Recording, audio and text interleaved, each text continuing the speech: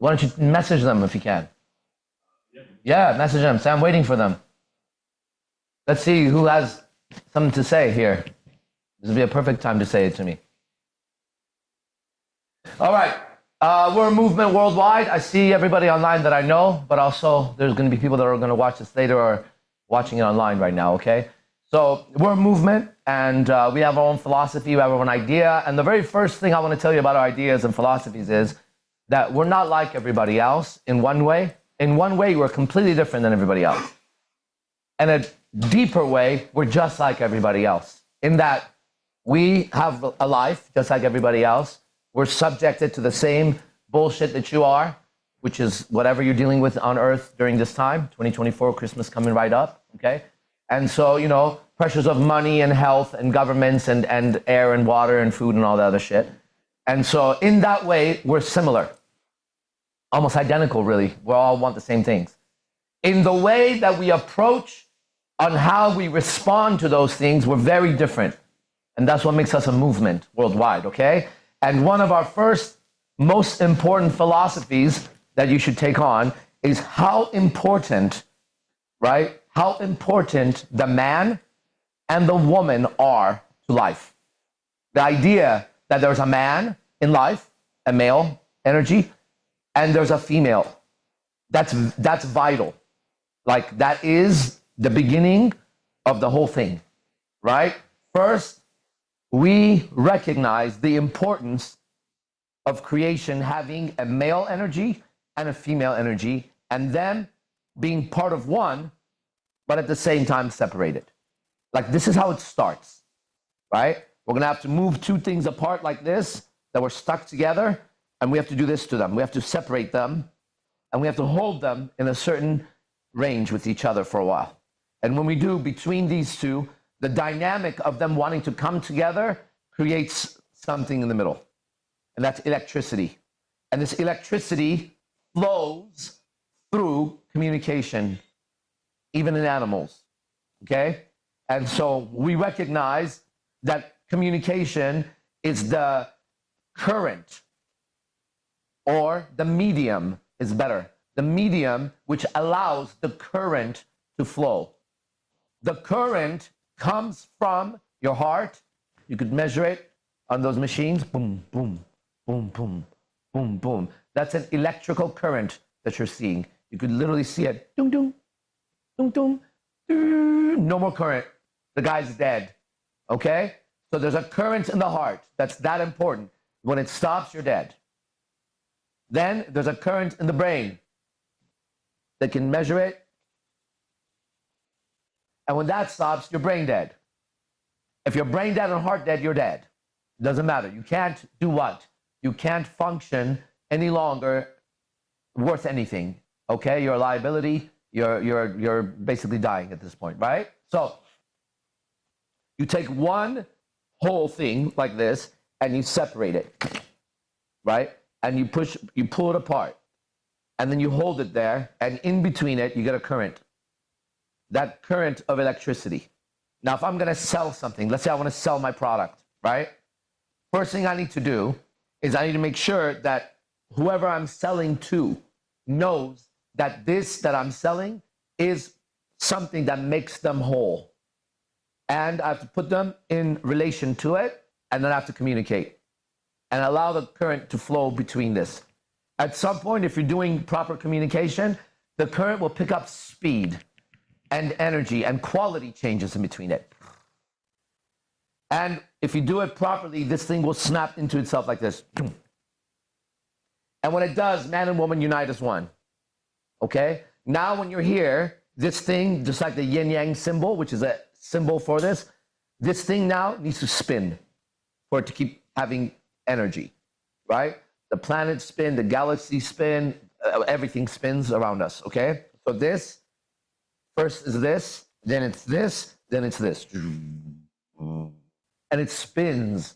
Now, once it spins as one, it now needs to come in contact with other things.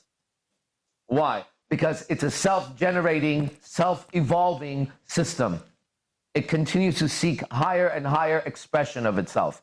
And that's what it seeks, right? you are seeking a higher expression of yourself. So if you go to an exit, you know that you're about to go outside. All right? That's an exit. Whenever you see the word EX, we're talking about something outside. When you give an example, give me an example of something. You have to bring what's something inside you and put it outside so I understand it better. Anytime you hear the word, the suffix or whatever it's called, EX, it's outside, okay? And if I implode, impress, impersonate, those things here. Impossible is here, not over there.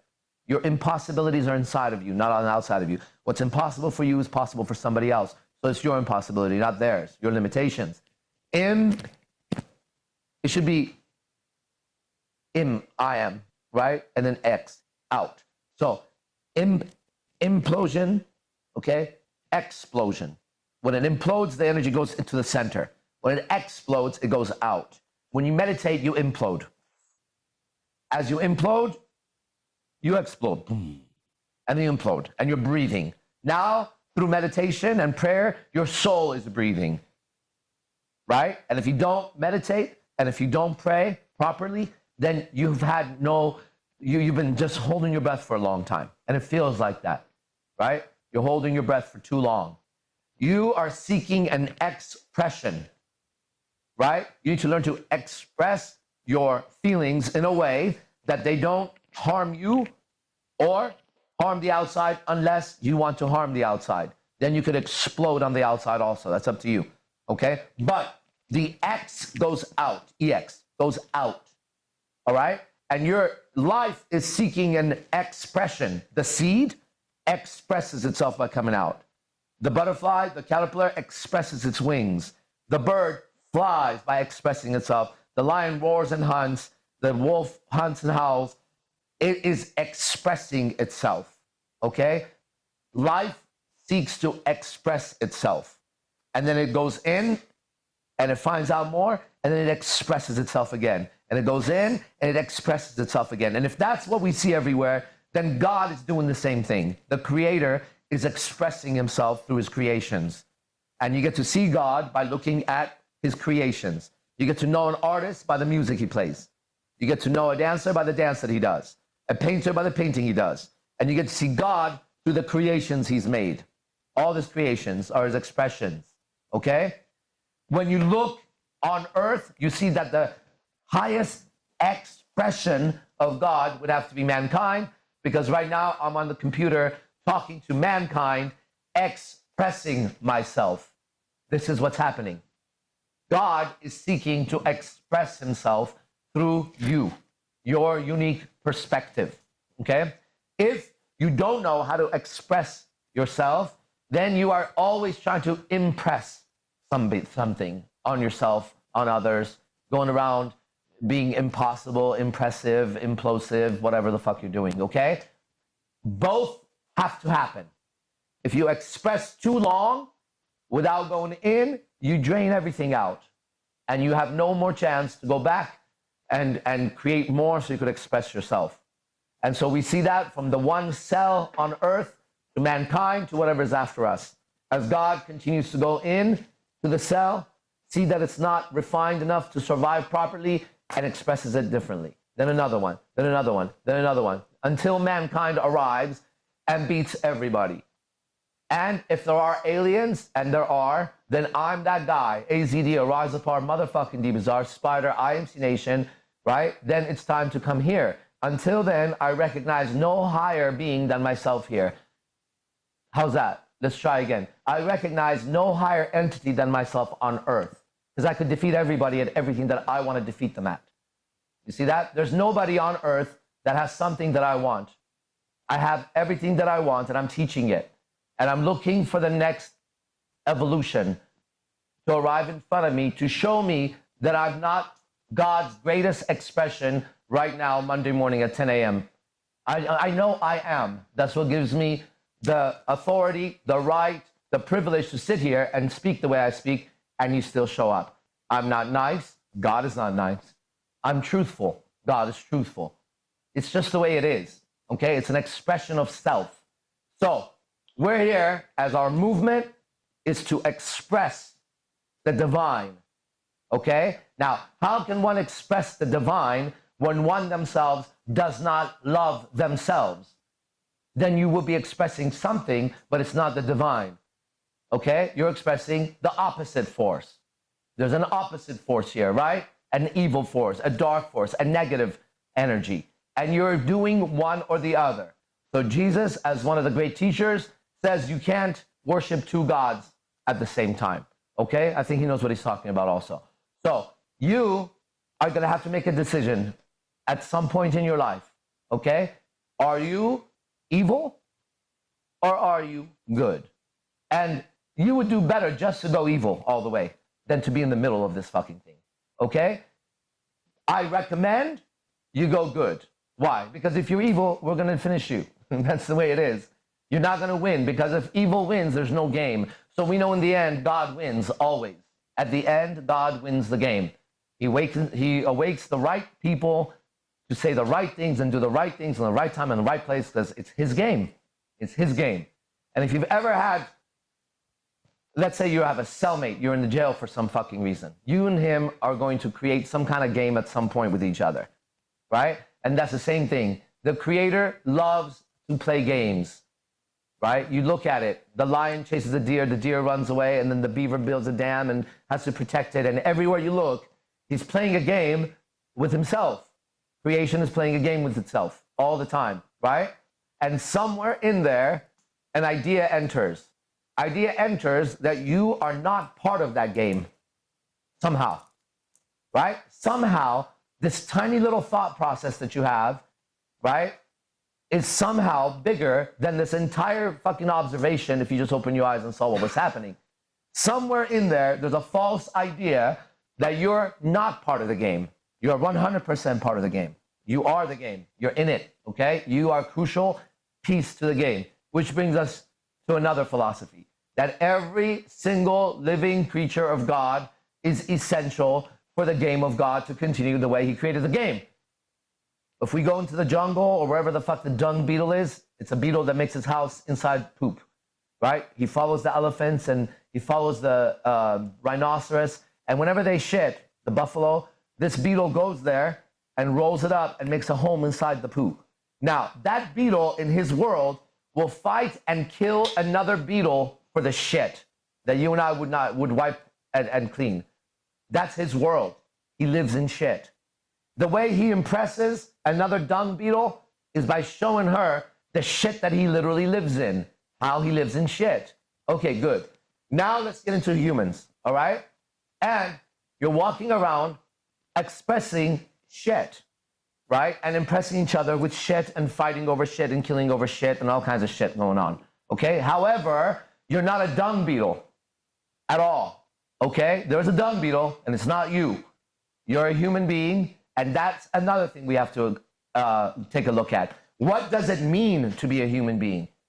What does it mean to be a human being? Have you ever thought about that? Have you ever looked at your own fucking makeup or what it is? What does it mean to be human? Have you worked that out for yourself? Maybe you should, because we know what a dung beetle does. I know a beaver builds a dam. I know what they do, but what does a human being do? He's told to go and find out what his purpose in life is and go get a career and make a job and go have a baby. That is not what a human being does. He wasn't designed for that, right? God didn't design you and I to go get a career in college and get married and have it. That's not it. Every man was designed to mate as many women as he possibly could mate with. That's his makeup, physiology. That's also his mindset. That's also his heart, right? We're men. We talk about this every day. We do it every day all around the world. The man, the male Homo sapiens, when God took form as mankind, Homo sapiens, right? When God takes form as a dung beetle, he goes into poo. And that's all that that dung beetle knows. When God takes shape as Homo sapiens man, male, right? He's designed to mate with as many women as he possibly could. I say possibly could because there's consequences, right? You have too many kids, you fuck with the wrong person,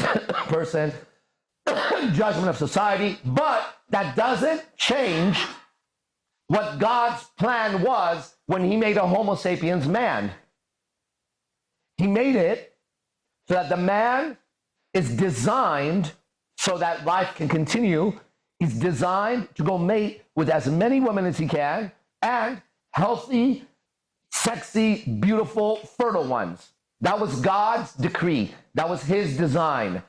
Okay? No matter what anybody says about it, 100% of a male body walking around on this earth was designed by the Creator to mate with as many women as possible. That's one of the things that makes our philosophy more unique than anywhere else. Because I'm the founder of this thing, and I'm still here. And I'm telling you, I don't see another man talking like this. Not one anywhere. If they say it, they'll qualify it with some bullshit idea because they don't want to be attacked.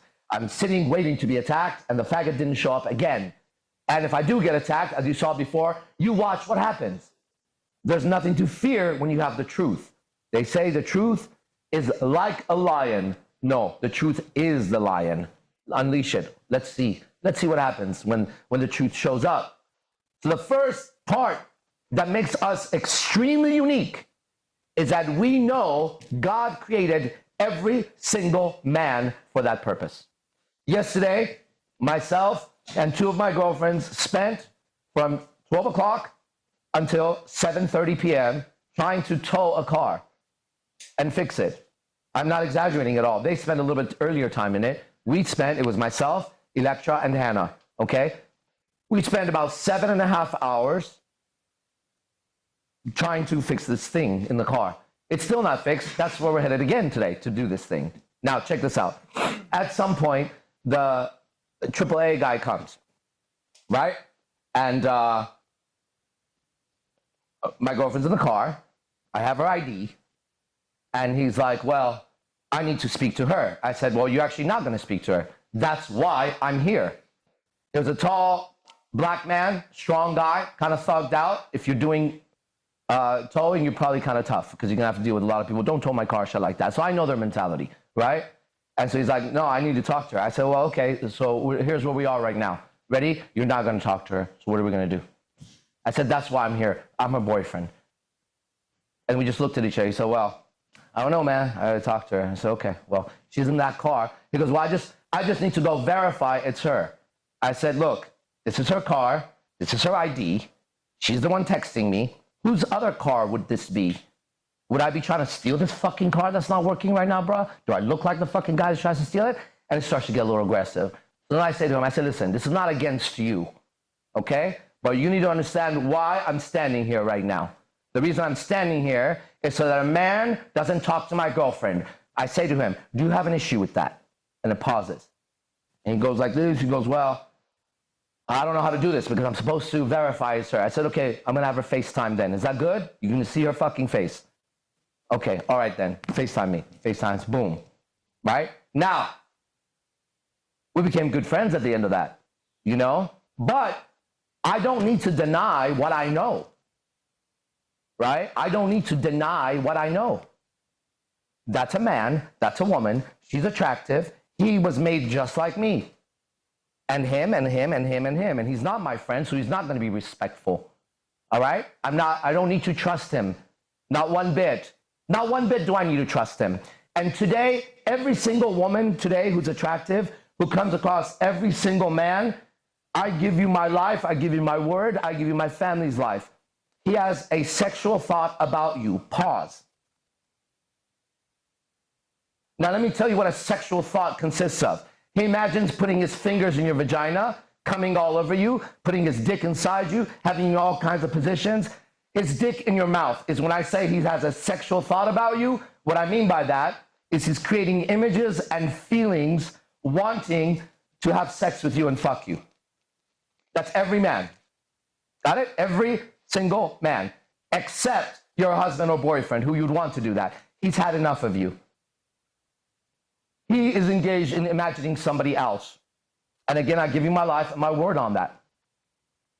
Okay? If you're with your boyfriend or husband for more than 3 years, that's a good relationship, 3 years. He's no longer having sex with you. He's having sex with his mind. He's imagining other people while he's having sex with you. Now, you may not care about that, but I think if you could see the images, you would care about that very much, because most of the time, it's your sister, friend, mom, or daughter that he's fucking. It's the closest one. If it's not that, it's a coworker. If it's not that, it's the girl at the gym doing the squats, which might be you again. In another version of it, right? Some other guy doing that to you. The male Homo sapiens was designed by God to think about sex about 100% of the day, because he was designed to do that, right? And if you're a man and you have that, you're actually extremely healthy, right? You're extremely healthy, and God is proud of you for being who he created to be. That's just the way it is, all right?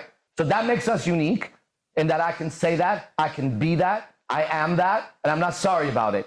And for that reason, no man could sit in front of me and say otherwise in a group of men. One-on-one, anybody could fucking argue, right? When two or more of you are present and talk about me, I am there, said Jesus. We need at least 3 people here. Then it becomes obvious who's lying and who's not lying. So if everything I said to you sounds dirty, it's because you've been lied to. See, a lion doesn't think that it's dirty that another lion wants to fuck his girl. He just knows it's not going to happen and there's going to be a battle here. And the female lioness also knows something, that if she goes over there, she's going to get killed by him. So she better have the right one over there. She better not just go around having a bunch of fucking weak-ass friends, right? If you're a girl and you're my woman and you want to have a guy friend, make sure he's more powerful than me and introduce us so I can defeat him, so I can show you that was a facade. That's how it works. If that was the case, you wouldn't think it's dirty. You would just know it's natural, and you would put barriers and boundaries around yourself when you're interacting with men. This is for this reason, a real father, a true father, not one that you've had, protects the shit out of his daughter. For this reason, the father meets the husband before he even lets him go out on a date with her. That's how it's done properly. He's interested in her. He comes to the house, and if he's a real motherfucking man, he either has sons or he has friends. And he meets that man with his friends. And he says, so you want to date my daughter? Let's talk. And then he says, you're not meeting my daughter. And he goes to her and he says, no, that's trash. And she says, yes, Dad, thank you for protecting me. She doesn't say, no, I can do what I want because I'm going to school and I'm independent. He just says, thank you for protecting me against being raped, molested, and thrown away with a fucking kid like 90% of the women are right now. Okay? That's what a father is. He protects his daughter, and he protects his wife, and he protects his house. Okay? And in order for him to protect all of those things, he's got to be a motherfucker, because it's called protecting those things. And if you thought a lion was dangerous, it's not as dangerous as mankind. Because if a lion was more dangerous, we wouldn't be sitting here. He would have defeated all of us. Any of us can grab our guns and go into the safari, and every lion would run when they heard the gunshots. We'd announce ourselves, he can roar, we can shoot. We could honk. We could just run them over, actually. We don't need to get out of the car. We're not stupid, right? We just get in 5, 6 cars, get some big tires, and just monster truck all over the fucking city, right? I don't care what the fuck you are. It doesn't matter. If you're a hippo, we'll get a tank. Eventually, you'll see that intelligence is what God gave us so we could defeat everybody. Now, ready? Are you using your intelligence to defeat the demons of your life? 10:26. I don't want to talk much more. We're going to go from here to the next class. Now, this morning, just so you know, yesterday, somewhere in our lives, somebody was talking shit about me. He was invited to come and speak. He didn't show up. He got messaged. He didn't show up. Coward. We win again. This is INC Nation. Be the best. Fuck the rest. See you in the next class.